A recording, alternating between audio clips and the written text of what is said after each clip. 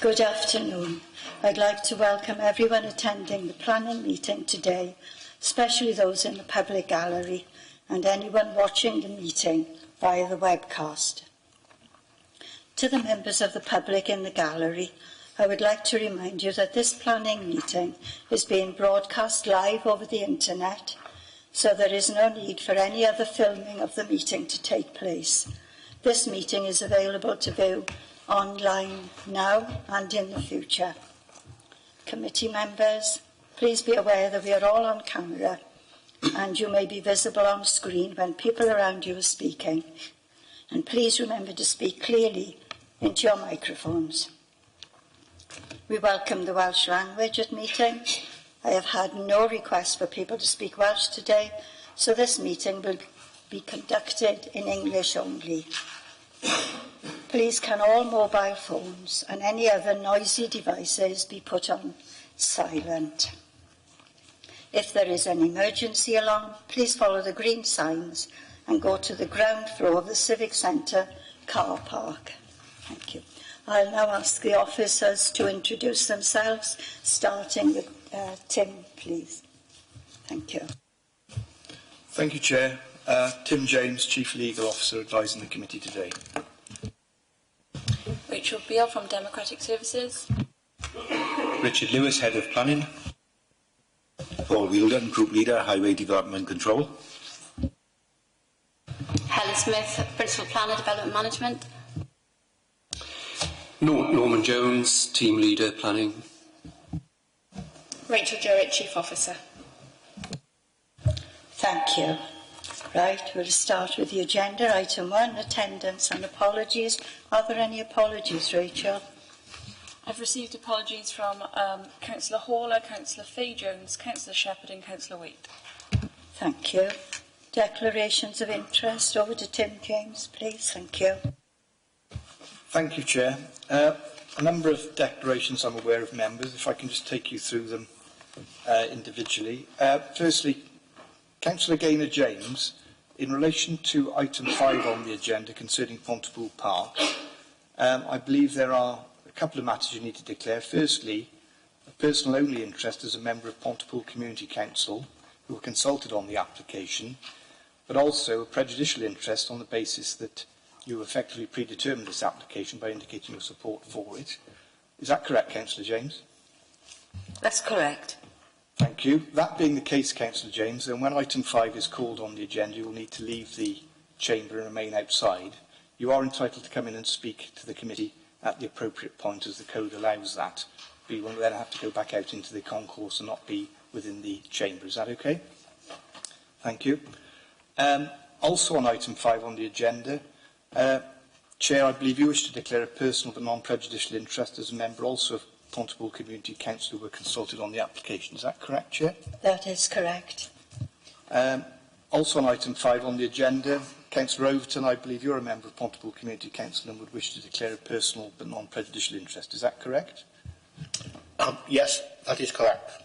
Thank you very much. Then item 4 on the agenda, Councillor Ashley, I understand you wish to declare a personal non-prejudicial interest on that matter, item 4, concerning South Sebastopol, for 2 reasons. Because you're a member of Cwmbran Community Council, which was consulted on the application, and also you're a member of the relevant steering group. Is that correct, Councillor Ashley? That is correct. Also on item 4 on the agenda, Councillor Evans, I believe you're a member of the relevant steering group and would wish to declare a personal interest on that matter only. Is that correct? Correct, yeah. Thank you. I'm not aware of any other declarations unless members have any questions for me at this time. And then in that case, Chair, can I just remind members to note their declarations in writing on the sheet which comes round as part of the attendance register. Thanks very much. Thank you. Go to item 3 on the agenda, which are the minutes of the Planning Committee meeting held on 19th of February. We'll go through it for accuracy. Page 3, page 4, page 5 and 6. Do you agree they're accurate? Thank you, members. Are there any comments from members on these minutes? No? Right, thank you. We'll move on to item 4. Oh, Thank you, Chair. Reading through it all, I think that when members ask questions or make statements, I think the name should go by the side of it. I don't know whether anybody else agree with me. It goes on your members stated or members asked. I think it should go to the person that asked the question or made the statement, if that's a possibility. Thank you.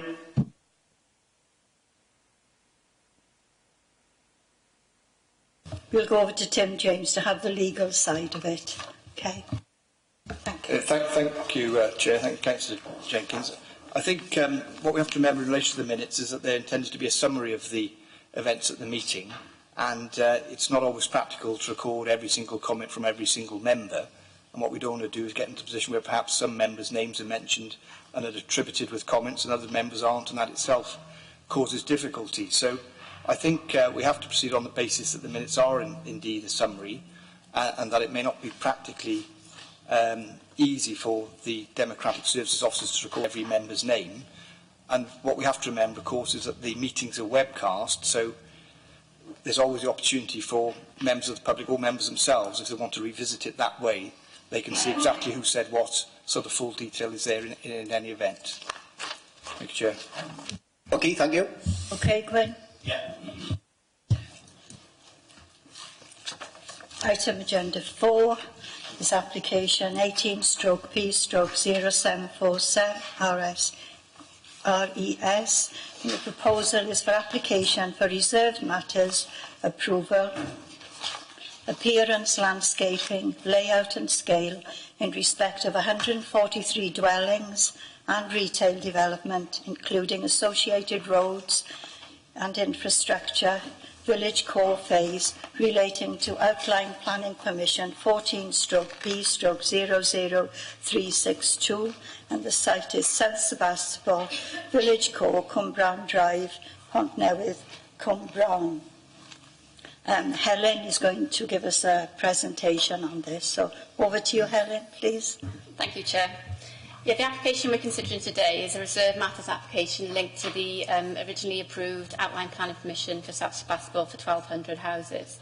This phase, phase 1 and phase 2, phase 1, phase 2A and phase 3 have already been approved, and this relates to phase 2B, which is the village core area on the western side of the canal. Here we go, just give you a bit of context. Obviously, this is phase 1, which is currently being developed. Here's Wren's Nest phase, which has recently had reserved matters approval and is currently under construction. And we are into this phase now, which is the village core area. Here we have the development framework for this part of the site. This was approved as part of the outline planning permission, which is subject to the appeal, and the renewed outline planning permission 2014. Here we have the Bevers Lane Canal Bridge crossing from phase 1 into the main spine road. Here we have the village core area adjacent to the canal basin, which has already been constructed. Here we have the scale and parameters of the developable areas which were set out as part of the outline planning permission. And here we have the detailed reserved matters layout which has been developed following on from the process of the outline planning permission. Here we have the canal bridge, which has recently been constructed, which is approved as part of the previous phase. And we have the main spine road around the whole of the site continuing through this phase. Here we have the village core area. There are 143 dwellings proposed and a mix of apartments, 2, 3, 4 and 5 bed properties, and again a mix of terraced, semi-detached and detached. And in the village core area we have 3 blocks of commercial properties, which is a requirement of the Section 106 agreement attached to the outline. We have a convenience store with apartments above here, with bus stops located outside. And then we have two blocks here with apartments above. And we have dwellings facing onto the open space of the village core. Part of the outline planning permission, there's a requirement set by the inspector for views to be retained through the site from the canal basin up the mountains to the west.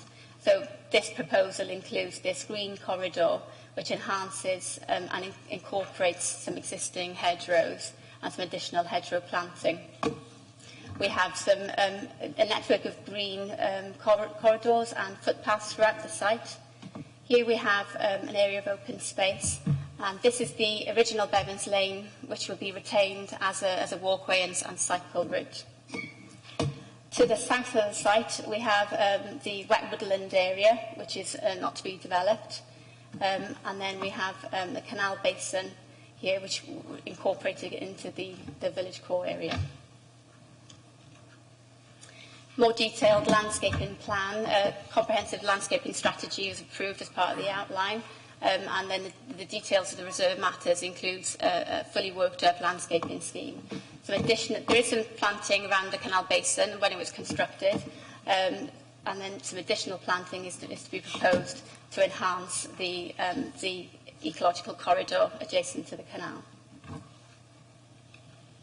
Here we have some street scene elevations. Here we have the residential properties. These are facing the canal, but in between they are set back from the canal as there's a landscape buffer of mature trees in this location. And here we have the retail elements, which they could be. We don't know exactly which retail uses will be going in there. They'll have to be marketed, but we're hoping some kind of cafe use as well as retail uses. These then face out onto the open space, onto the village core area. And here we have some other street scene elevations throughout the site.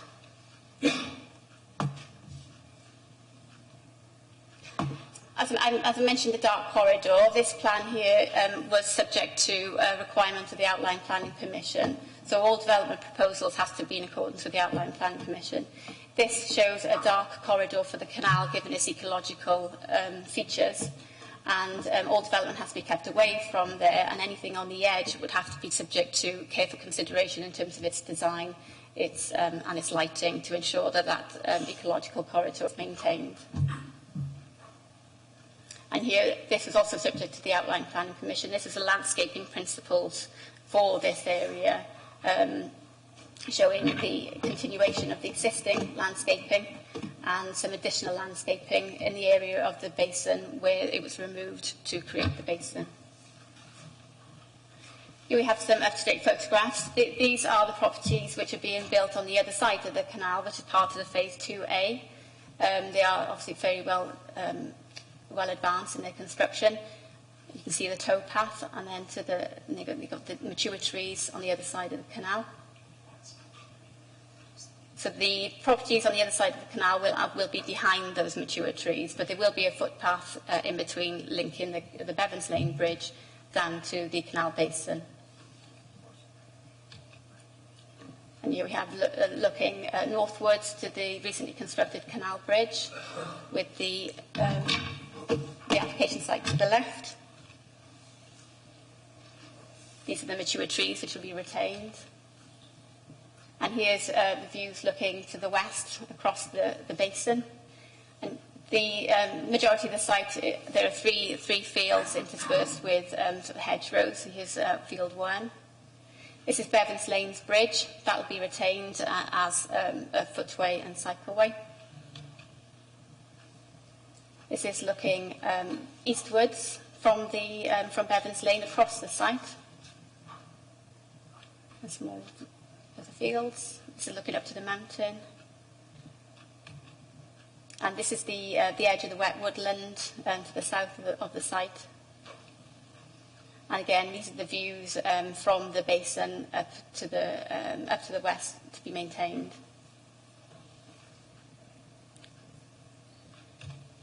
Thank you, Chair. Thank you, Helen. Are there any questions from members? Right. Ron, then Stuart. Thank you, Chair. Helen, thank you very much. It's been going on for so many years now. Can you just jog my memory? What is the reason and why is that basin being put there? I mean, is it going to be well used? Because further on down the canal, we've got a turning point at the 5 lots here. What is the point of that? That's all I want to know. Thank you. Yes, right.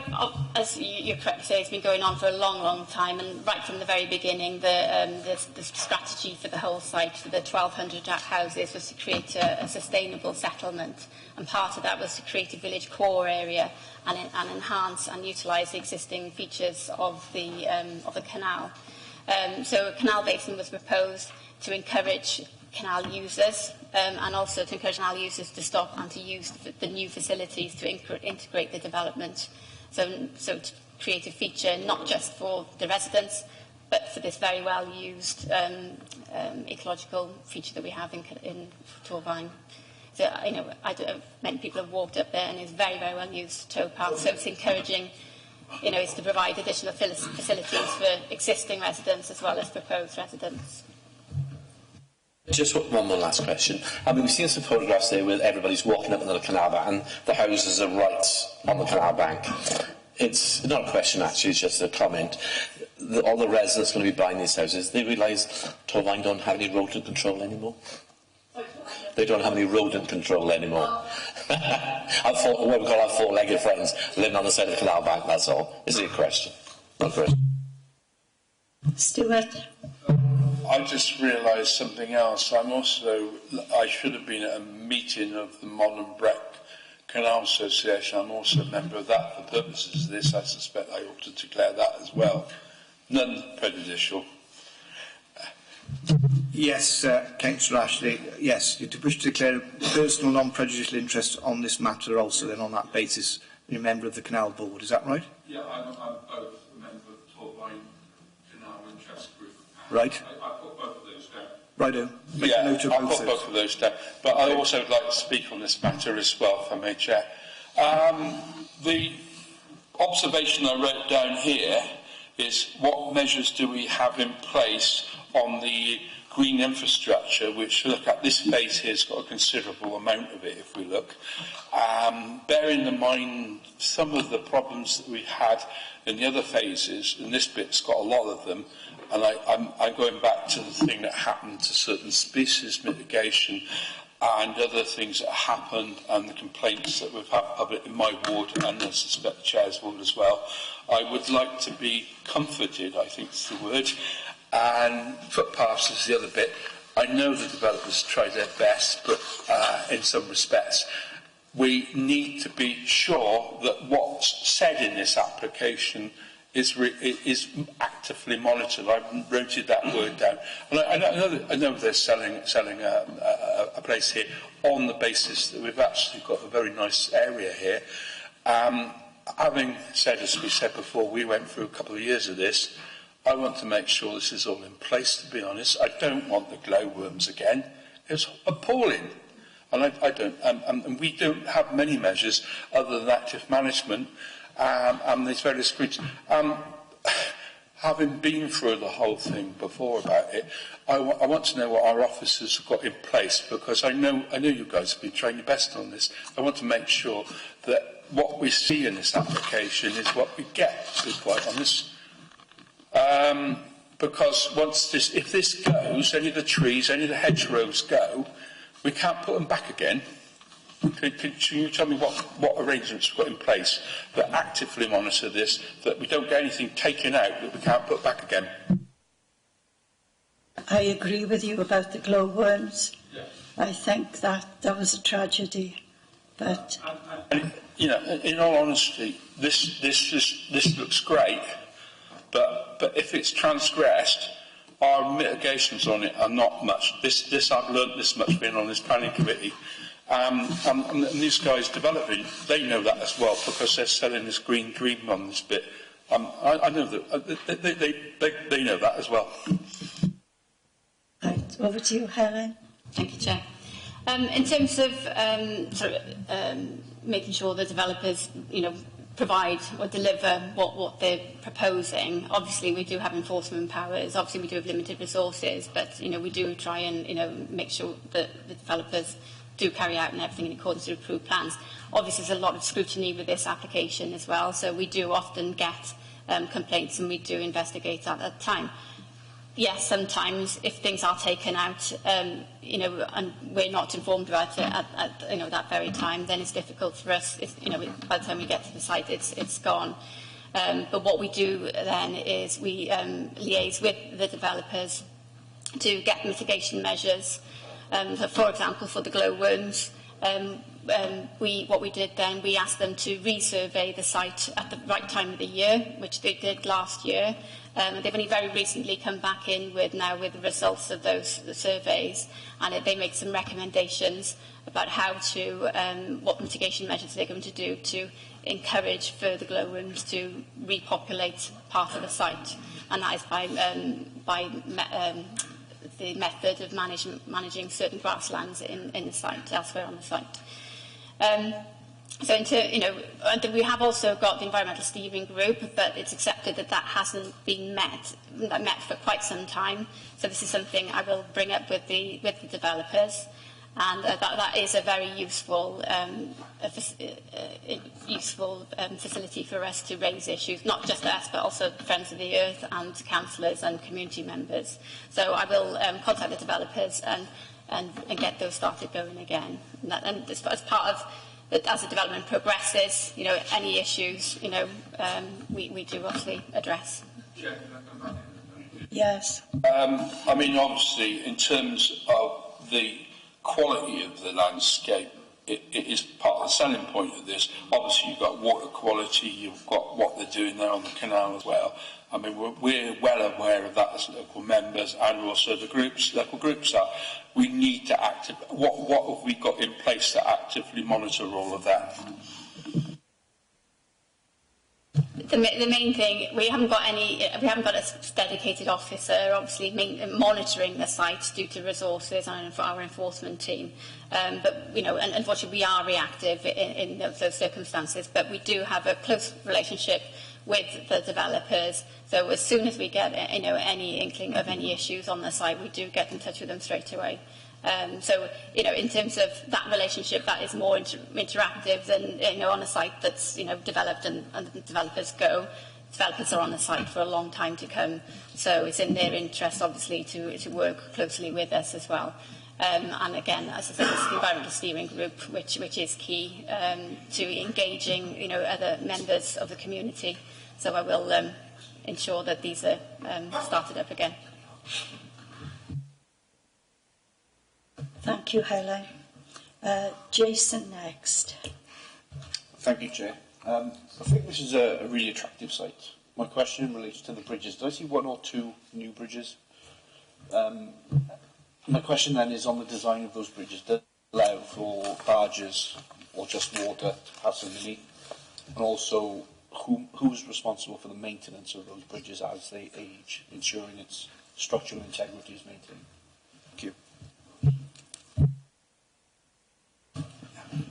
Chair. There were, on this phase, there's one bridge, that's the Bevans Lane bridge that's been replaced. That was actually done as part of the other phase across the other site. On the, if I go back to the layout, oops, wrong way. Originally, when the proposals were submitted, there has been discussions with our regen team for potentially providing a footbridge along here. But that is just a future proposal. It's not part of this application, and it's not a proposal put forward by Taylor Wimpey or Barrett. It's something that the regeneration team, as part of their wider role for encouraging the usage of the canal. That would be subject to a separate application, and it's not a requirement of this application. So the only bridge in this phase is the replacement Bevans Lanes Bridge. There is, as part of the outline application as a whole, there is a second crossing further down to the south of the site at phase 3, but that hasn't come forward yet. So there'll be two canal bridge crossings, the one that's already been completed and one as part of the future phases. And yes, they are designed and work closely with Canals and Rivers Trust to ensure that there's sufficient headspace and tow path for the canals to pass under. Thank you, Helen. Steve? Well, my question particularly, what disability access have we got across the site, and particularly at the village core? Thank you, Helen. Thank you. Yes, it's been a particular challenge on this part of the site because of the levels. I'll take you back to the site layout now. Now we're going the wrong way. Bear with me. Right. There are significant levels difference from this area down to the canal edge. So the design team has had the particular challenge of, getting disability access from this area down to here. Anything is possible in terms of engineering. However, because of the levels difference, you would have to have a significantly over-engineered structure. These ramps with the appropriate handrails zigzagging down the bank. This wouldn't, if this was proposed, it wouldn't have complied with the outline planning permission in terms of the dark corridor and the soft edge to the canal. But unfortunately, there's no direct access from, because these are just steps coming down here. But as a result, we have enabled a DDA compliant footpath down to the canal edge from the Bevans Lanes Bridge. So it's not ideal in terms of disability access. But given the engineering, issues and the conservation area issues, this was considered the best option.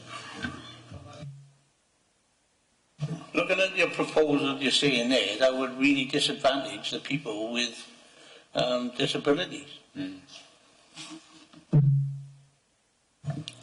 There is access from there's a ramp down here into the retail area, but there's not a direct access from this part down to here. So it is a longer route for disabled access down to the canal edge.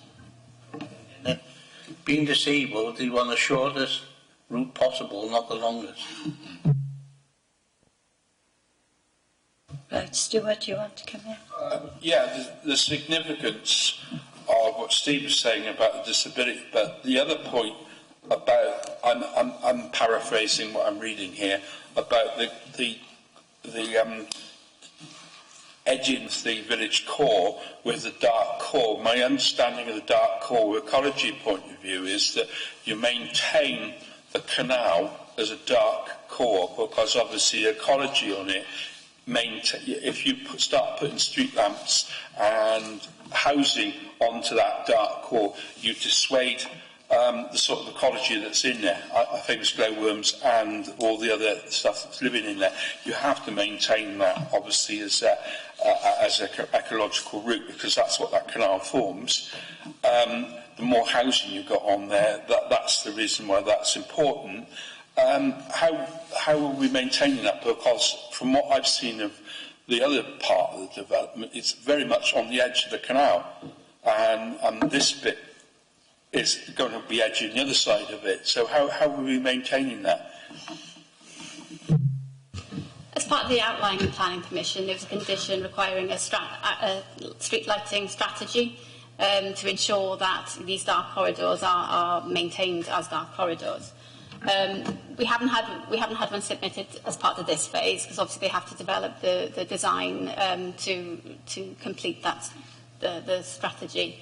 However, for this, we have approved a lighting strategy for the phase on the other side of the canal, and there are no street lighting proposed to the front of the properties. There'll be low-level lighting on the front of the properties, but not street lights.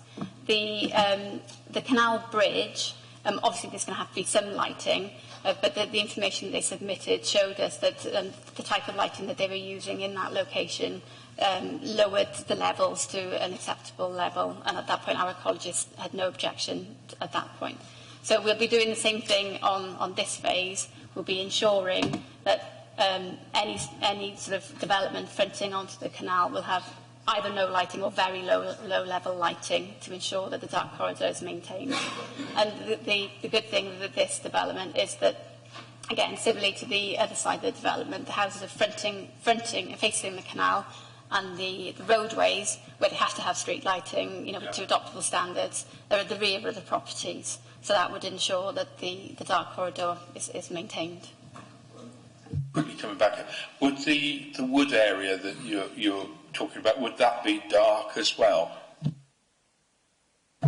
Yes, you can see this, everything in red, that's the dark corridor that we have to maintain.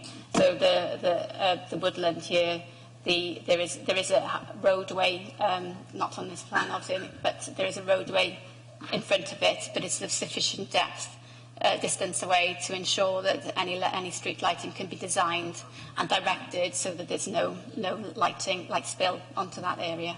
Because I would say from personal experience, I know there's bats up there because I used to get them coming over the bike lamp. So it's quite a considerable corridor of battery up there, and amongst other animals. Because anyway, it'd be totally inhospitable for housing if you didn't have bats up there, as they found in Cardiff Bay. Anyway, thank you very much for that. Thank you, Helen. Got Jason, then Janet. Thank you, Chair. I just want to follow up on Steve's point. I think he raised a very good point about disabled access, but also, you know, mothers with pushchairs or families with young children. Is there a reason we couldn't have a low gradient accessible path alongside the steps? It's because of the levels differences. You can't get the slope right. It would be too steep. Yeah, the only problem, as I just mentioned before, with the ramp, again, because you would have to have like a ramp with a platform and a ramp and a platform and a ramp with a platform, and you'd have to have retaining structures with that because of the levels, and that the engineered solution wouldn't be appropriate for the conservation area. But you know, a lot of thought was given to this issue because you know it is accepted, it is an issue. And you know, an alternative was sought. Thank you. We've got Ron, then Janet. Thank you, Chair. This question was asked some time ago as well about the canal itself breaching the banks. You know, some weeks ago when we had a lot of rain, and it was on Facebook. I don't want to part the canal. It wasn't here. It was further down out the site, and the actual canal was overflowing. And I see, if you go to some of the photographs there, then I can see you've got some walls there. Then there's some just banks then on the next couple of photographs. No, and a couple more there. I do have great concern about that because with all the grassland going, which is natural soak away, so when we have, as we do get some heavy storms now, I know we have the drainage in there, but a lot of that water will come off the site into that canal, which would have drained naturally away. And further on down from the site, some weeks ago, when there's a lot of rain, there were some parts of the canal overflowing. Which part, I don't know, but somebody put it on locally in Cwmbran, and the banks are overflowing where there's no walls there. So what is the flood risk, and what have you done about that? Yeah, as a requirement of the Outline Planning Permission, the applicants had to do a flood risk assessment and a canal water management strategy, because obviously a lot of the water courses across the site feed into the canal, and you know it's not just important to ensure there's not too much water going in, it's also important to make sure there is sufficient water going in. So the whole drainage strategy for the site has had that in mind, and all the surface water drainage is being attenuated and released into other water courses, not the canal. So the canal water management ensures that it won't overflow because none of the surface water drainage goes into the canal. It's been dealt with elsewhere off the site. And in terms of that's obviously the existing towpath. And then you have the front gardens of the property. So these will be soft landscaped.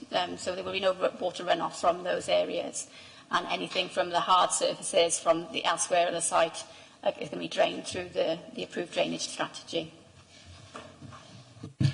All sounds good on paper, doesn't it? Thank you. Janet, next. Thanks, Chair. Question I of this the canal basin becoming a tourist area, what provision are the developers going to make for improving the cycle tracks and the walkways? Do you mean along the existing towpath?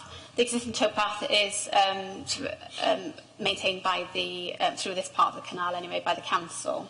There's no requirement for them to maintain it, but any damage that's done as part of the construction, it's reinstated. That the maintenance is an existing maintenance issue for the council, but obviously the development's been designed to ensure that good links are proposed onto and off the towpath and cycleway for existing users as well as future occupiers.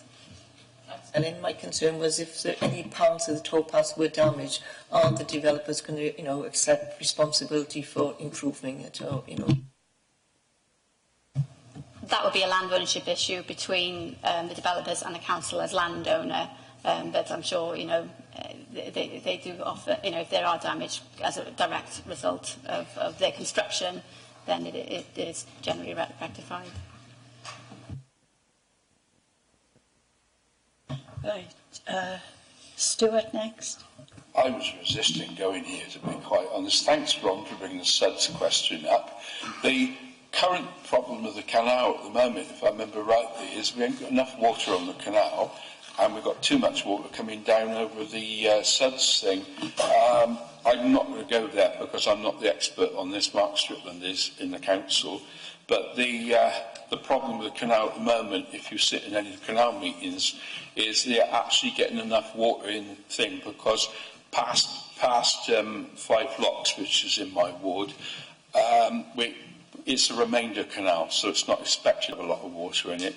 But getting down, you've got 33 miles of one level of canal, and there is always a problem with dredging to get boats down, and the problem with past this area of the canal is dredging, and it's always been a problem. You hear the fishermen complain because they can't sit the boats in there, they can't sit the fish in there.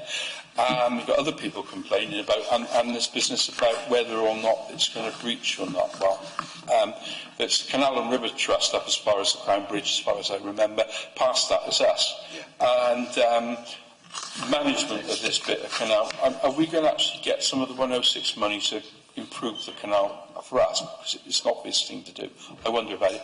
And if we've got this development here, as far as I understand, there's some question about whether 5 Locks would have a basin there or not, and we're looking at putting a basin in at Pontmoyle. So this could get a bit busy. I wonder what the management is going to be of this basin as well. I'm asked that question because really it'd be quite an attractive site to moor the odd boat in. I just wonder where we're going to go with that.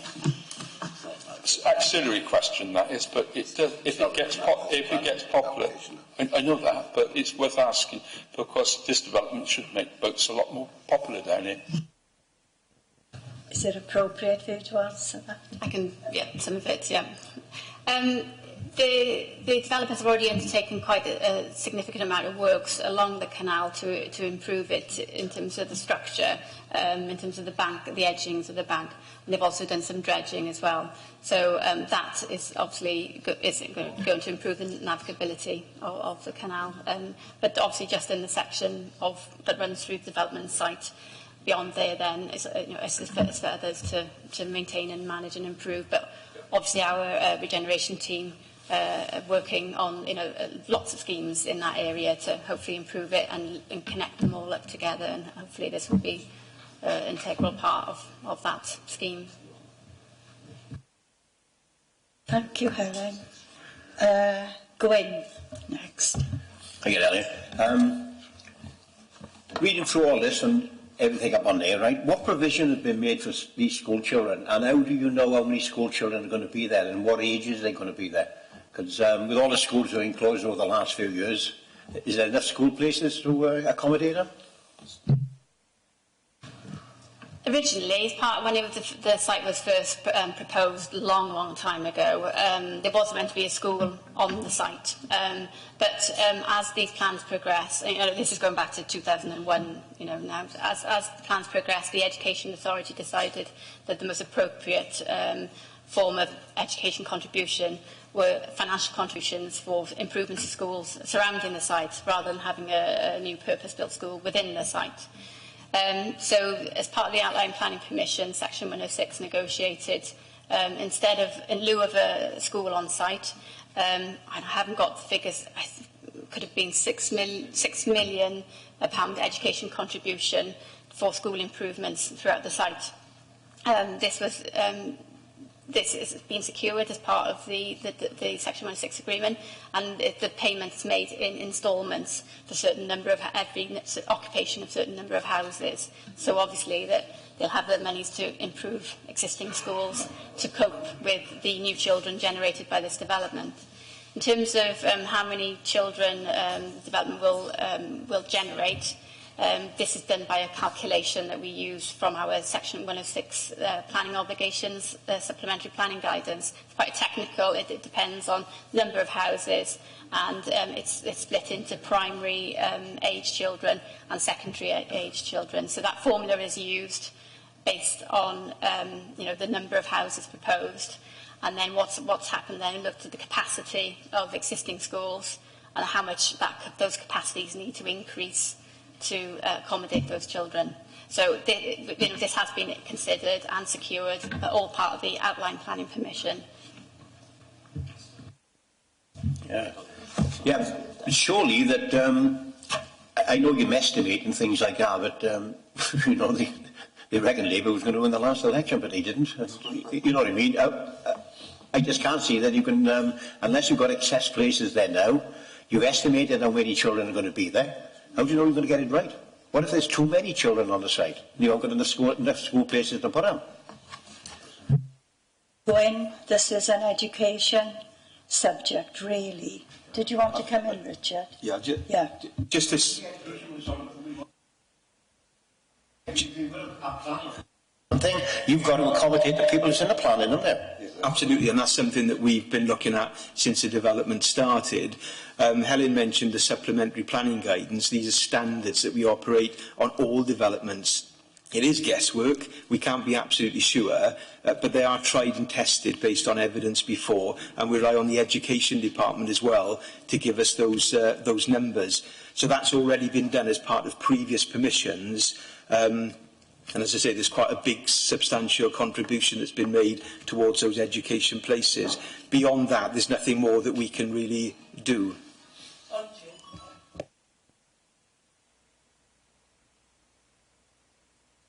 Are you okay with that, Gwyn? Gonna have to be, innit? Yeah, okay. Did you want to come in, Richard? Yes. Richard, then Ron.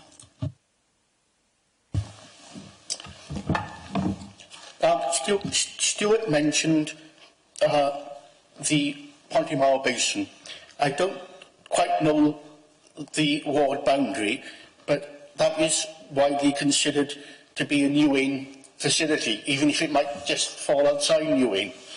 My question is, have any studies been undertaken to qualify if a new basin with commercial activity around it will have a detrimental effect to the historic basin at Pontymower? The basin at Pontymoyle, really, the officers can't answer your questions with that because it's outside the boundary of this application. Okay. I don't know whether any of you... Okay, thank you, Madam Chairman. Not aware of anything. Yeah. So can we let that one go, Richard? That reason, it isn't to do with this application. Right, are there any more questions? Oh, Ron, of course. Thank you. It's just to come back on what Gwyn said. I mean, as we said, we've been hammering this for years and years and years, and there was always going to be an educational site there. And then, of course, you got the stats and whatever, and it was pulled out there. But in that time as well, the schools are closed around there as well. So this really should be looked at again. With the Kerry's Farm closed, I know we've got the Welsh School now, but all the schools around there, the Upper Cumbraland School closed. So I would like to know where all these children are going to go. And if, again, they have to go in the catchment, and how far away is it going to cost our education to bus them in and out of there? But where are the children going to go to school? Because there are no schools for them to go to. Yes, Stuart? Most of South Sebastopol was actually in Pontnewid. Yes, it is. I draw attention to the fact that it's in Pontnewid and capacity would be in Pontnewid schools. Yes, I agree with you. It is in that catchment area. Do you want, Richard, did you want to come in? All I can really say is that because this is a Reserve Matters application, you can't revisit those issues. It was done in the outline. I know that was some time ago, and that's all we've done is estimate, but we can't continue to pull money if we need to. That 6 million was at a point in time the best estimate that we could do at that time, and you can't revisit that really in a Reserve Matters application.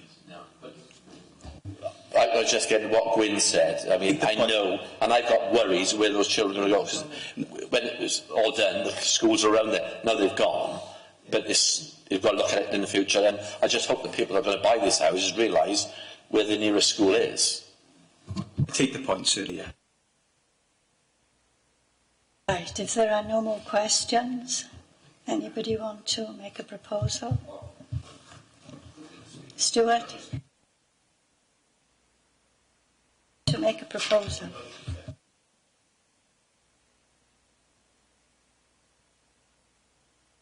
Speakers are withdrawn. Sorry, Stuart, I couldn't hear you. I'll propose. Right, you're proposing it. Is there a seconder? Right. We ready to vote on it? Those for the application? 1, 2, 3, 4, 5, 6, 7, 8. Right, 9, is that? Right. Those against? And I think there's one abstention. Right, that application has been approved.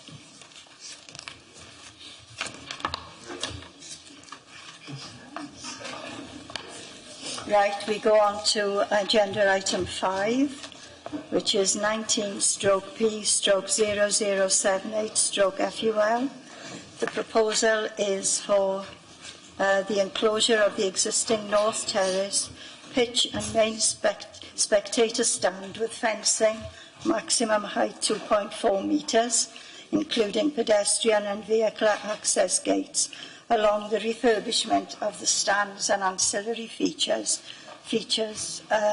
and it's cited at Pontypool Park, RFC, Pontypool, Torfaen, and Norman Jones will outline it for us. Thank you, Norman.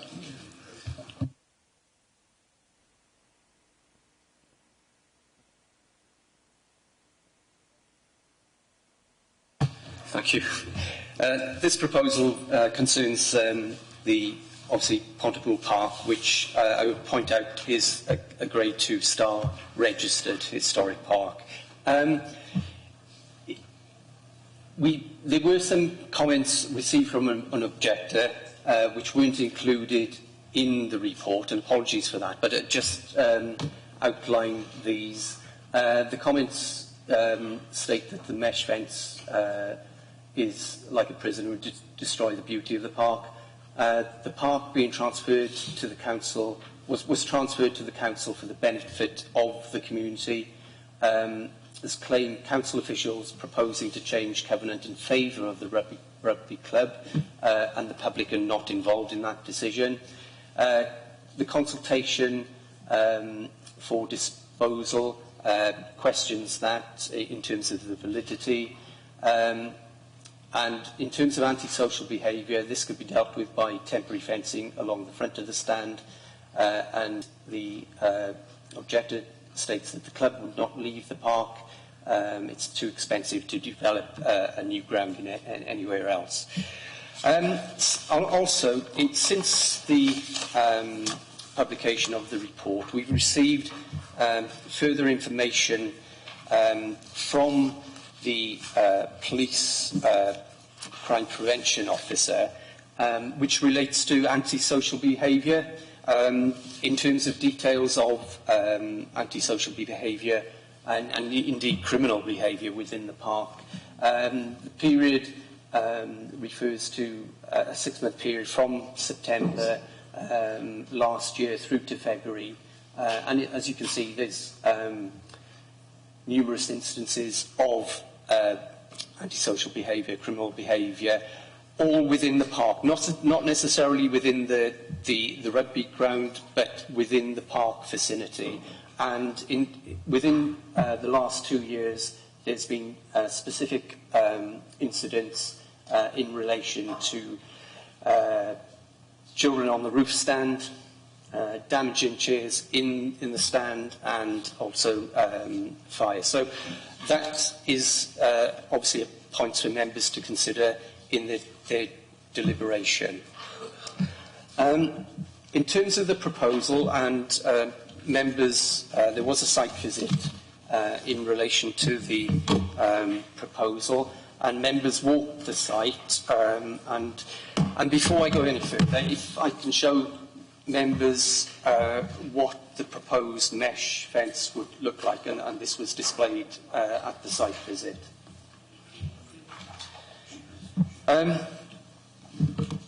Just going through the proposal. The proposal is to place the fence coming off the edge of the grandstand, roughly in that area. It won't enclose the car park. That will be access is proposed by drop bollards, so the fence won't be enclosing that.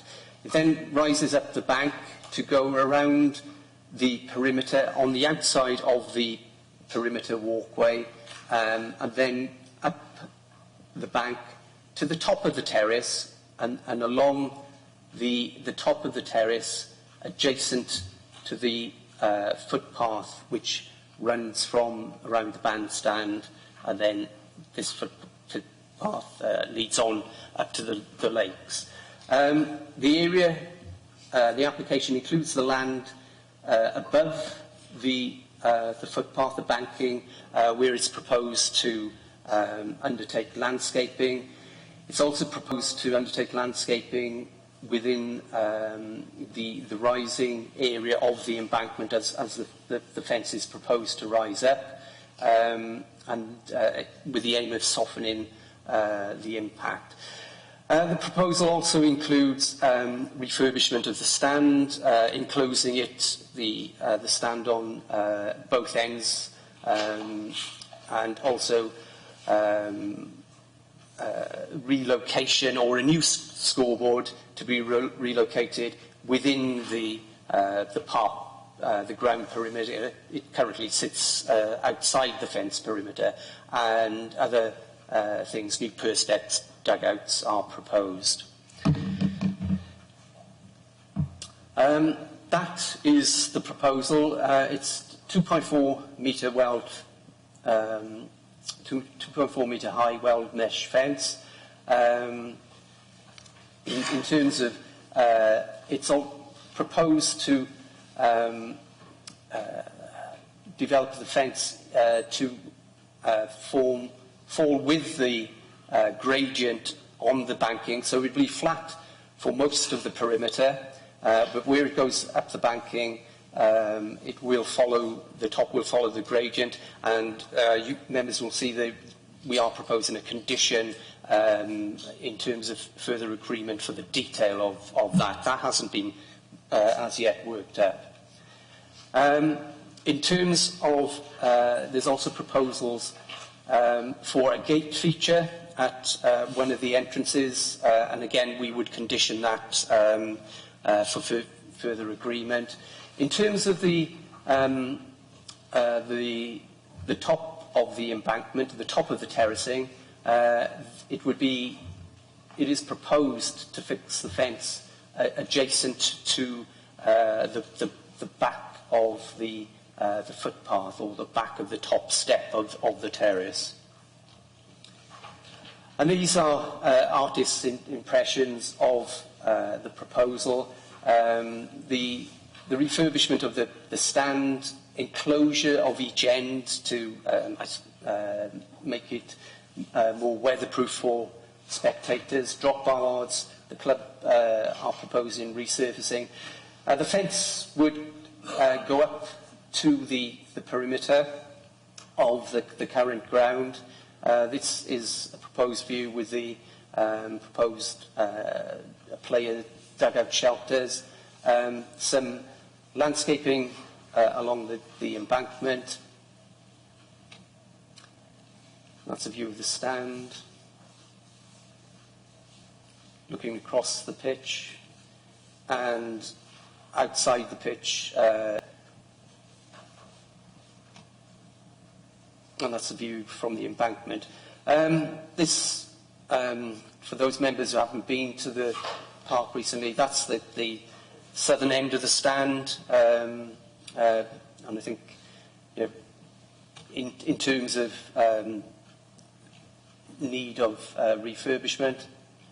That's the southern entrance or the walkway up to the pitch side, and that is where it's proposed to have the feature gateway, which we've conditioned details to be approved. That's the perimeter current fence. You've got the scoreboard, which is currently outside. That will be replaced by a new scoreboard inside the pitch. That's a view looking north with the edge of the terracing. And that's a view from the embankment close to the terrace. Another view looking across the pitch. And this is the pathway which won't be enclosed, so the fence will run adjacent to this pathway on its lower side. It's another view of the pitch, and that's the ornamental fence. So the fence will follow the outer edge of that perimeter path. That's the current car park, which again is proposed to be refurbished, and bollards to secure access. And that's a picture of a recent match, you know, showing the crowds utilising the terrace. Thank you, Chair. Thank you, Norman. Before we go into questions, we have speakers. Mr. James Lewis, an objector. Would you like to come down now? Thank you.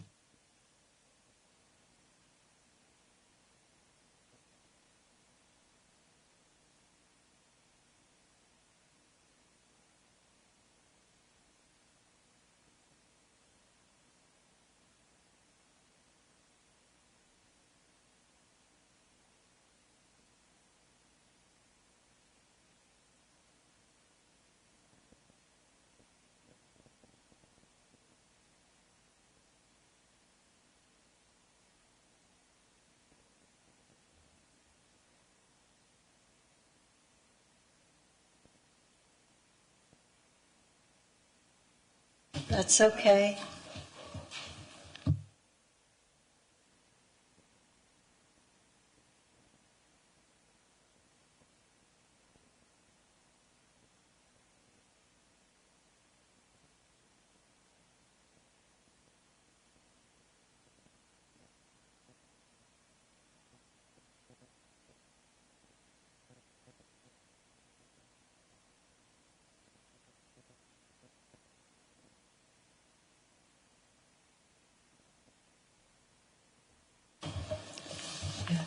When you're ready to start, just put the microphone on and Mr. James will time you for 5 minutes. All right, Mr. Lewis? is it? Yes. Come on, okay. Yes, my name is James Lewis. I live at 1 Tumworth Gardens, Pontypool. I was born and bred in Pontypool. I have a passion for Pontypool Park, the open spaces, its trees and magnificent views, altogether wonderful place. I guess today our mind is very much on Paris, isn't it, in there? But I look at Pontypool Park as the crown in the jewel of Pontypool. We haven't got much in Pontypool, but we've got a historic park that my wife and I, this was the submission I gave to the planning. My wife and I walk in the park nearly every day. We walked this morning. Our favourite walk is along the rugby pitch on the path above the spectators' terracing, which was shown on there, where the fence would actually be on, more or less on that fence, on that terracing. The proposed 2.4 metre wide mesh fence, you are considering, will greatly interfere with our and many other people's pleasure and enjoyment of the central area of the park. And I will emphasise that we're talking about the central area of the park, adjacent to the leisure centre, which I use frequently, and then go walking on the park. The fence will inevitably be an eyesore. In the beautiful area of the park, it will spoil the panoramic views from the path of the terracing. When I walk along that top path, looking out to the mountains, and it's the best view in the whole park. So a wire, 2.4 metre wire fence in front of me, and my wife will be walking would be spoiling the views. And there's a lot of information that I'd like to present to you this afternoon, which I haven't got time to do. But nevertheless, that what's important to remember, and it's publicised in the park on every notice, that at the end of the 20th century, the park passed into public ownership for the benefit of the community. That's for myself, my wife and you and the rest of the community, not for any vested interest. And we're talking about a vested interest as far as the rugby club is concerned. I'd like to stress the fact that I am not anti-Pontypool rugby. In my younger days, I actually supported the club in the heydays when they had the internationals. As a boy, I was there. So my heart is in that, but my heart is more in protecting the park from a destruction, in the sense of once that fence is put up, it will destroy that area of the park. And if you look at the planning application, there's so many statutory planning,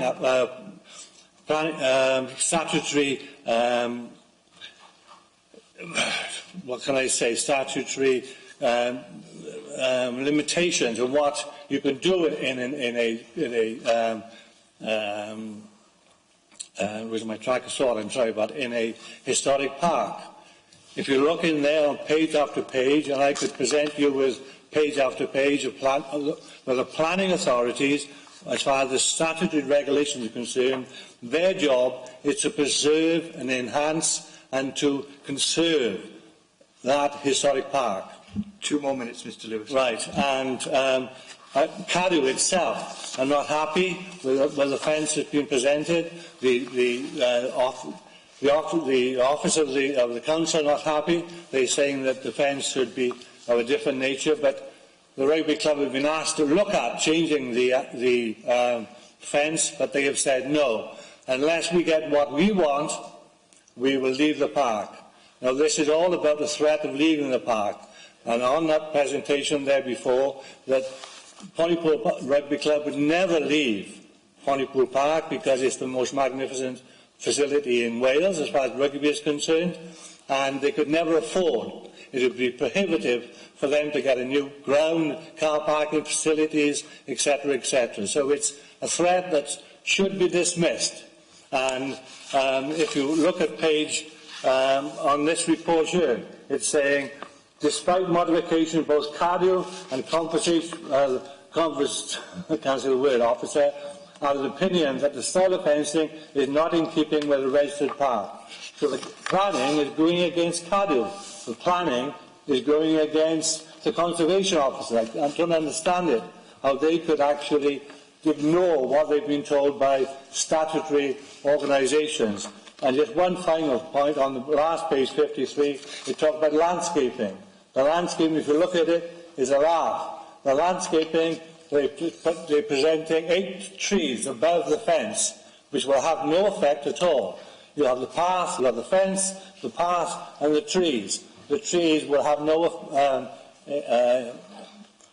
effect on the fencing at all. So I just would ask you to consider the fact that it's a historic park that needs to be protected for the public.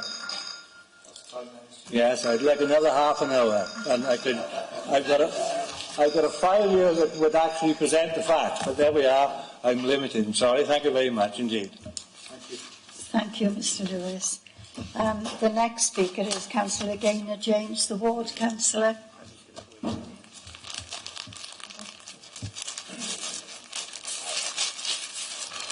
sure that was 10 minutes? Seemed like 2 minutes.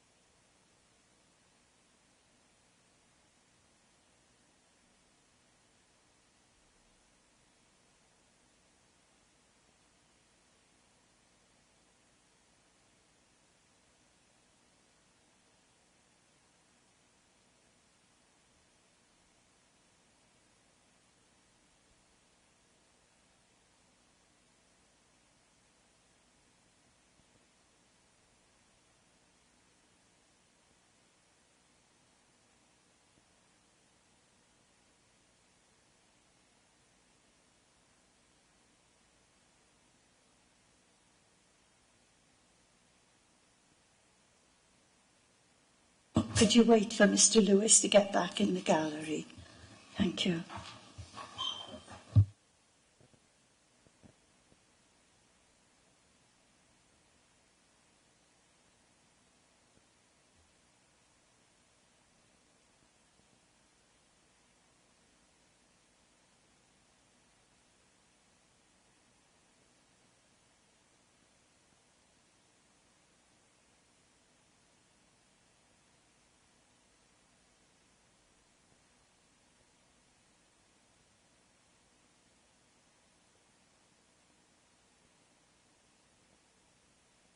Wait for Mr. Lewis to sit down, then you can start.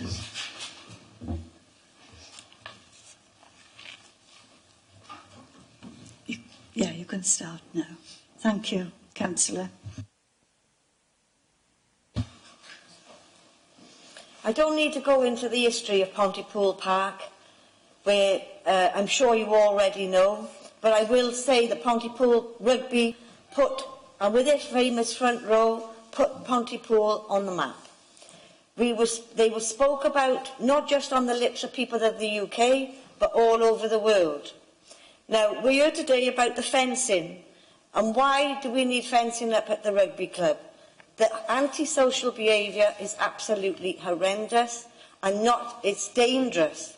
Needles, razor blades. Some people don't believe how bad that antisocial behaviour is. It's dangerous antisocial behaviour. It does need fencing off, and I believe that it will be done in a tasteful way.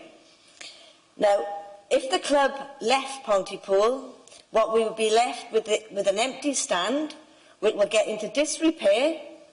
It will be an eyesore, and it will also come dangerous, and that's when you will get calls in to the council saying what a state it's in. Now, it says that everybody, the park is for everybody, not just strollers, not just dog walkers, and not just for children. To me, everybody means the players and the hundreds of supporters. Home games, hundreds of supporters come from all towns. They spend money locally, they spend money in the town. To me, if we lost Pontypool Rugby Club from Pontypool, it would be part of Pontypool's heart ripped out. So, I would just like to strongly urge you to support this application. Thank you for listening to me. Thank you, Councillor James. The next speaker is Mr. Ben Jeffries, the applicant.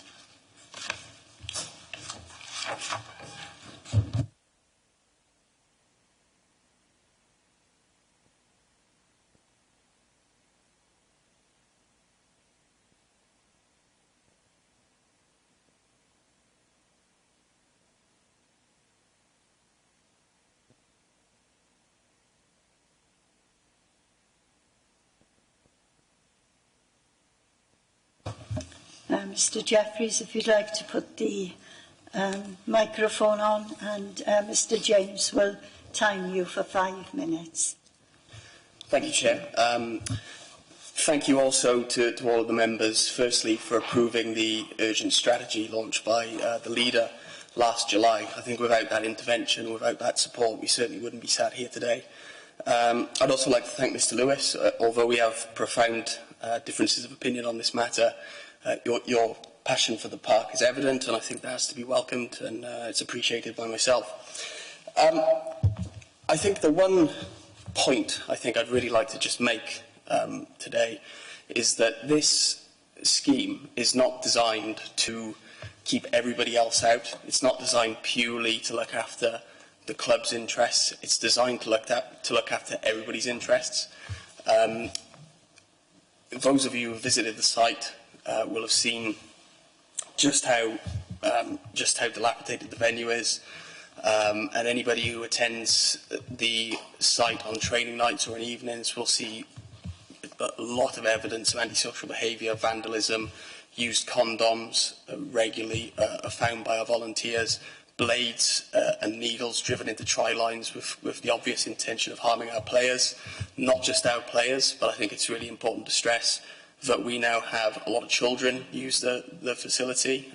In the last 3 years alone, we've welcomed close to 1,000 children to Pontypool Park, whether that be through curtain raiser games or welcoming the Welsh Rugby Union's Arrows girls team. I'm liable for that, not just as a director of Pontypool Rugby Club, but also as a citizen, somebody who cares about our park, who cares about the people who use it. So we're certainly not coming at this from the point of view of being insular.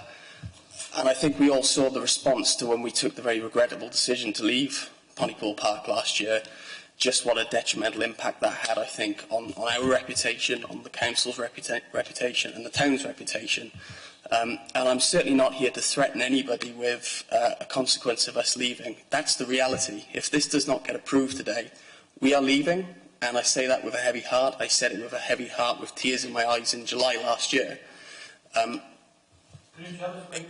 Mr Lewis, I gave you the respect of being quiet when you spoke. I'd be grateful if you could offer me the same courtesy. Thank you. I'll speak to you afterwards, not a problem. I hope my time will be extended. Just say, Mr Lewis, please don't talk when we've got someone else speaking. Thank you. Thank you. There's two things also I want to clear up. The first is on the level of investment. To suggest that we can't afford to move is not true. When we took the decision to leave last year, we had commenced some feasibility studies on other sites, which the council's leadership and executive team are aware of. My family's investment in the rugby club since we took over in December 2012 has surpassed £1 million this season, and the club runs at a deficit into 6 figures every year, which is plugged by my family.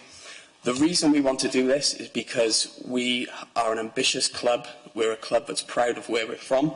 We're proud of the town. We're proud of what it brings to the table, and we're proud of what we bring to the table at Pontypool. The venue, for anybody who's been there, you will see how dilapidated it is. You will see how run down it is. You will see how in urgent need of attention it is. We are coming to you with a very rare offer, I might add, of an offer to fund this development. The fencing will be funded by us. The vast majority of the site works will be funded by us. We already invest up to £10,000 per annum approximately on the pitch to ensure it meets the WIU's best practice criteria. The level of investment is likely going to reach into 7 figures, and we're doing that not as some scheme to make our money back. We're not doing this for that. We're doing it because we care about the town, we care about Pontypool, and we care about this club. And I think if you're looking for any example of that, I think the job we're doing with the rugby club, it's successful on the field, but off it, I think we've embraced the community. The sheer level of support we've received from other groups, other politicians, neighbouring rugby clubs, the Pontypool Active Living Centre in Pontypool, neighbouring businesses. I believe there is an economic benefit to having us there, and we want to stay here. So I'd be grateful if you could support this application. I think there's a lot of potential, and hopefully we'll have you back in today. Thank you very much. Thank you, Mr Jeffries. I'll wait for you to go back to your seat before I open it up for members' questions.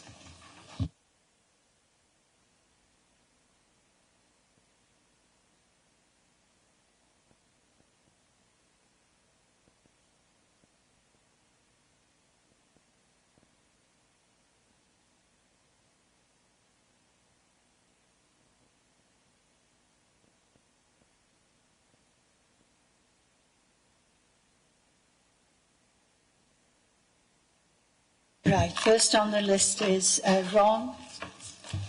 Thank you, Chair. Yeah, just like to thank Mr Jeffries for that presentation there, and he does speak with some passion, as you can see. I was on the site visit when I was with the officers, and as Mr Jeffries said, anybody who was there would see how run down it is. And he says his family are going to put a lot of investment in there. Saddest part about this is how much money his family have to spend to protect it, and the dangers of what's going on there. We all know the antisocial behaviour, and I'm sure if this is passed today and the investment that Mr Jeffries' family are going to put into it, and how can I say, tart the place up then, because it really does need tarting up a bit, and anything that's run down doesn't look very inviting, but when something is done up and it's more inviting, it gets more people in, and it's only investment going in, and more people come to the Living Centre and to Pontypool Rugby. It's only revenue coming in for the borough itself. And I will commend Mr Jeffries' family for putting a lot of money into it. Personally, my family rugby, I never watch rugby, I'm not a sportsman, but I will support this application, as we walked on a very cold day when the sun wasn't shining very much, it was freezing. And I looked at it and I thought, yes, it really does need a lot of attention here. But I do commend Mr Jeffries' family for putting this investment into it, and I think Pontypool should thank them as well. Right, you don't need an answer for that. That was a comment, wasn't it? Yeah. Right, thank you. Jason next. Thank you, Chair. Can I firstly congratulate both the Planning Department and Pontypool Rugby Club for coming together on this. I would have liked to have seen perhaps less negotiation done in the media, but the fact that we're here today finally debating a solution, I think, is a positive thing that should be commended all round. I regard Pontypool Rugby Club as a jewel in the crown of Torfaen. Its heritage speaks for itself. And I appreciate the fact that Mr Lewis spoke very passionately in defence of the park. But my key point is, while he makes the point that he wants to preserve the park, Pontypool RFC is a part of that. And I think we as councillors need to make sure that Pontypool Rugby Football Club is protected in terms of its antisocial behaviour, in terms of its forward outlook. And just to remind people, the park itself isn't going anywhere. We're protecting very much a key part of it, and it hopefully will encourage more people, not only to Pontypool Rugby Club, but to the park itself. So those two key points. Questions I have about the development itself. The low-level fencing, the white pillars, that's being removed as part of this development? No, my understanding is that those would be remain in situ. Will they be refurbished? Or? Yes. Yeah. And also, when this development is completed and Pontypool takes its rightful place at the top of Welsh rugby, does this proposal allow for future development in terms of capacity of the stand, etc.? Any future proposals would have to come forward as another planning application. So should the club be successful in its ambitions, and there is a need to cater for further spectators by means of works, then that would have to come back as a planning application before these members. Yeah. And then just a final point to echo Ron's statement. So thank Mr Jeffries for his investment, his time and his dedication to Pontypool Rugby Club. I think everybody in Torfaen appreciates it, and I look forward to supporting this application. Right, thank you, Jason. Gwen next. Firstly, I'd like to congratulate us from the Council, Pontypool, on their promotion. Nearly got to the final, and well done. Right, been a supporter of Pontypool since 1964. When I was in Westmorland, we used to walk across there. I seen all the stars down there, not just Pontypool stars, but other stars. I think what Mr Jeffries is doing is a marvellous thing. He's not come to the council. He's not said to us all 50-50. No, he's willing to put it all in. And our leader in July made a passionate statement in you that he would work with Pontypool and work to try everything under his power to get Pontypool to remain in the park. And I think that we have all worked together. Now, I think Mr Lewis was very, very passionate in his speech, and I understand where he was coming from. Every single, and me being a lover of wildlife and areas like that. But to go the other side, Pontypool, the history of the rugby. Now, 2011, I went to New Zealand for the World Cup final. Talking to the locals out there, oh, did you know the Pontypool front row? I said, no. I said, I know Bobby well. I said, but the other two just in passing. And I thought, God, what a wonderful thing to think Pontypool were down in the lower divisions and, you know, somebody have come in and saved them. And I think that, I just cannot believe that something, I'm living in an area where you go to New Zealand and people ask me, do I know people from this area? You know, I think it's a very, very wonderful thing. Now, I am going to support this wholeheartedly. I can't see a fault with it, but I can understand where Mr Lewis comes from. I congratulate him on a wonderful presentation. But unfortunately, I think Pontypool rugby is the centre of the sub, and it's going to generate a lot of people coming into the town. And also, it could be on telly now and again. Thank you. It's Alan next. Thank you very much, Chair. I endorse everything that's been said so far, but I do have a query. And the query is as simple as this. I mean, the park is a Grade 2 registered historic park and garden, I understand, and both CADU and the conservation area are of the opinion that the style of fencing is not in keeping with the setting of the park. So how does this sort of feature within our sort of local development plan? Because clearly there seems to be something of an upset here. On the one hand, you know, we've asked them their opinion, and on the other hand, we're saying, well, yeah, we've heard it, and we're going to ignore it. I'm a bit confused. In terms of the CADU's comments and the Conservation Officer's comments, they consider that the style of fencing is inappropriate, and they would wish to see improvements for that. We, as you see in the report, this had been put back to the applicants for consideration. However, they've asked us to proceed with the application on the basis that, as submitted, albeit with certain amendments in terms of the style of fencing. It was originally proposed as a curved top, and some alignment features have been altered.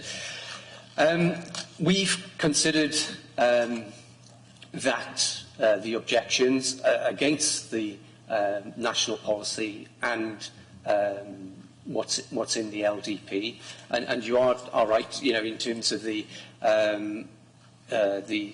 policy says that we should be looking at to preserve and enhance the registered park in national policy.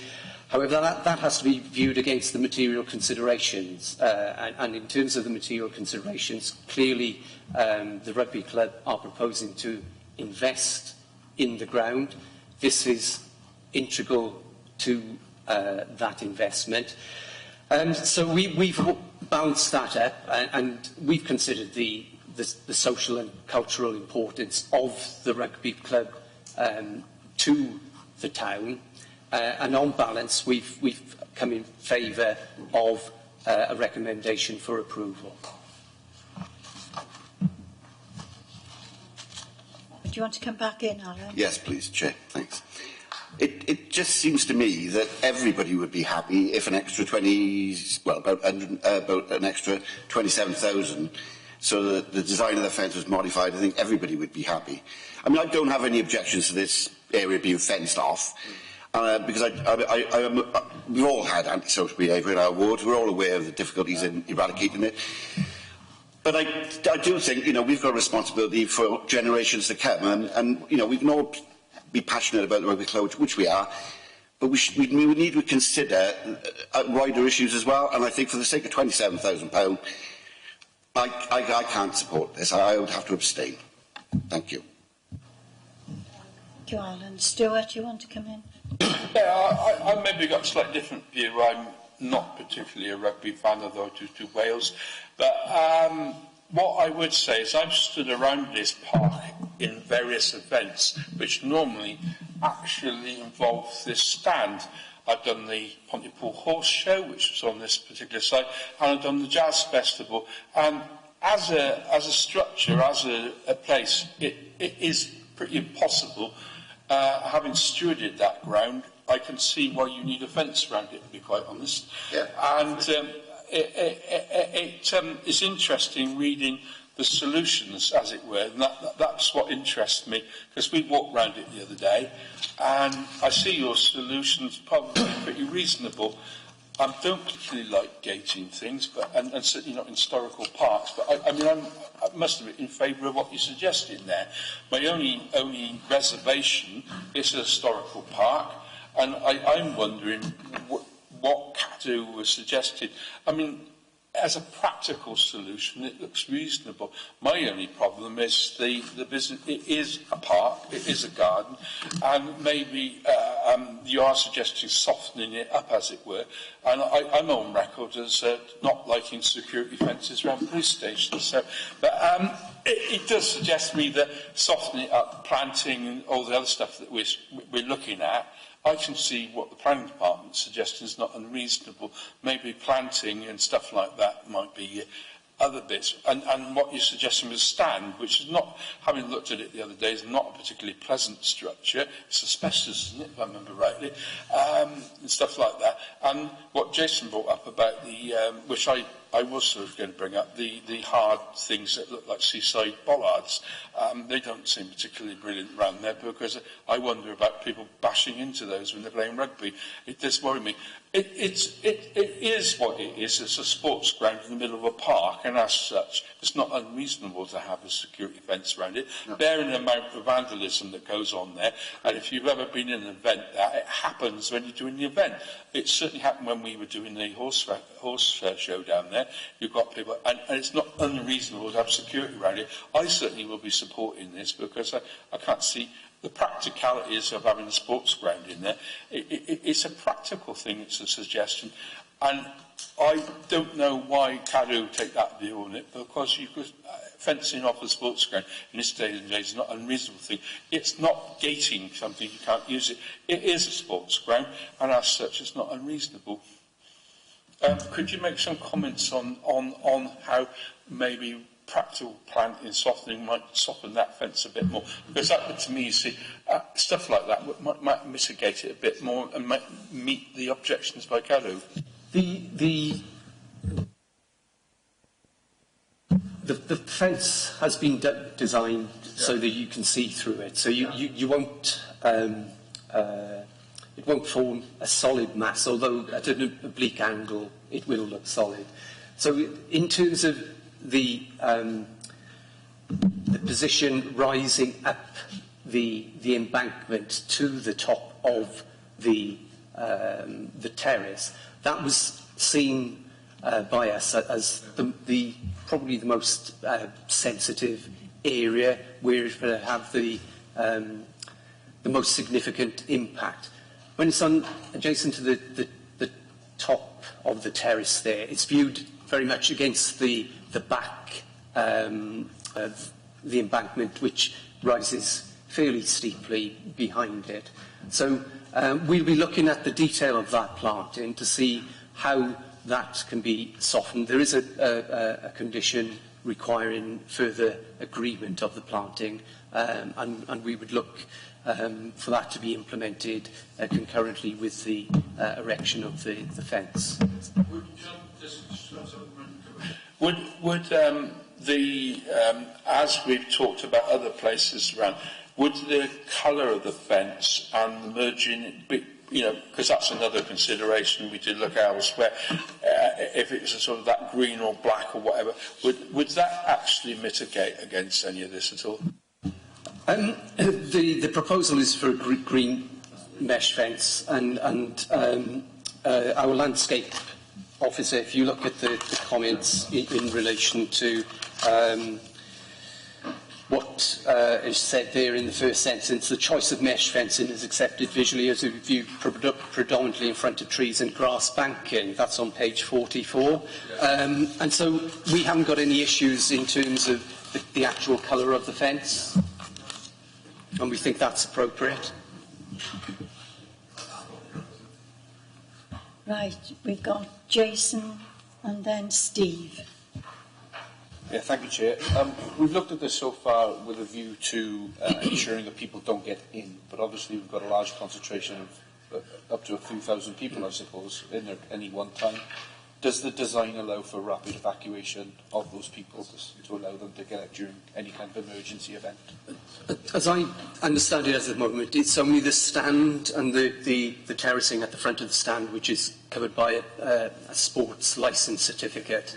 Now, if that the terrace is enclosed, I believe possibly that licence would have to look at that and those arrangements. There are gateways, I don't know if you can see them, there's a gateway there, there's a gateway there, obviously there's a gateway at these two positions. There's access there for vehicular access maintenance as well. So, but that would be covered, I believe, by the sports safety licence. Steve? Well, he's already stated my question, but I'll add on to that. The positions of those gates for evacuation, how are they going to be secured? Because eventually you want to secure the site, so they need to be secure, but they also need to be able to evacuate easily. So what would be into taking that? Again, that's a matter of detail. Obviously the club would want them secured, you know, when the ground wasn't in use, and similarly, presumably the safety officer would require that to be open and effective during games, but it's not an issue for us in planning. Thank you. Stuart, Richard, sorry, and then Stuart. Thank you, Madam Chairman. Yes, I wholeheartedly support this application. I believe that the club is a great asset to Pontypool, and it has put us on the map in the past. I have one question for clarification, and that also includes the pedestrian entrances and exits from the ground. These won't include any sort of visually obtrusive turnstiles or structures holding turnstiles, will they?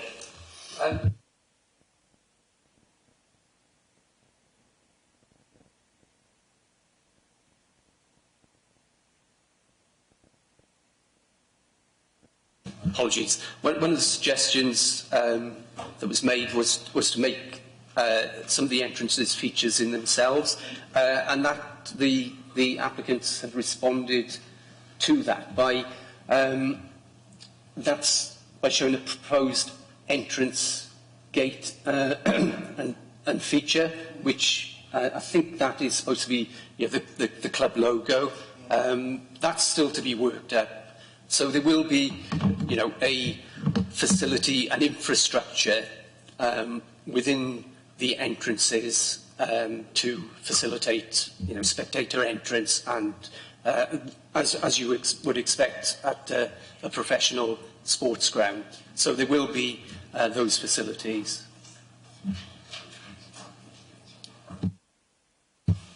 Yes, thank you very much for that answer. I'm still a little concerned about the visual impact of having some structures around the fence, but of course the club will have to manage the entrance and the egress of the spectators, so it's only to be expected. Thank you. Stuart? I'm only going to make an observation here because, as I said, I've used that ground, been on that ground for other things like horse events, etc. I suspect if they're going to maybe have to maximise their investment, then maybe they need to have entrances and other places, because you won't get horses through a stand. Other things, and it does strike me most of these grounds have entrances in different places. I only make that observation because it's actually quite good for other events as well as rugby. We don't put horses across rugby grounds. I only make that observation because I would like to see entrances more, because that was the observation I made walking around it the other day. There's a big fence around it. Right, okay. I don't think there are any other speakers. Oh, Janet? Can I just make a comment, Chair? I've listened to everything here today, and whilst I can sympathise with and agree with parts that Councillor Slade has made about with Cadw, I think we have to have a compromise. Without the rugby club having benefited from the improvements, there will be no rugby club. Antisocial behaviour is rife across the country, and on balance of hearing, I think the proposals put forward outweigh the negatives, and therefore, although I don't support this rugby club, I will support the application. Thank you for that, Janet. Right. Do you want to make a proposal? Can I again thank Mr Jeffries for his investment in Torfaen and in Pontypool Rugby Club, and I'd like to move to accept the officer's recommendation. It's been seconded. You ready to vote?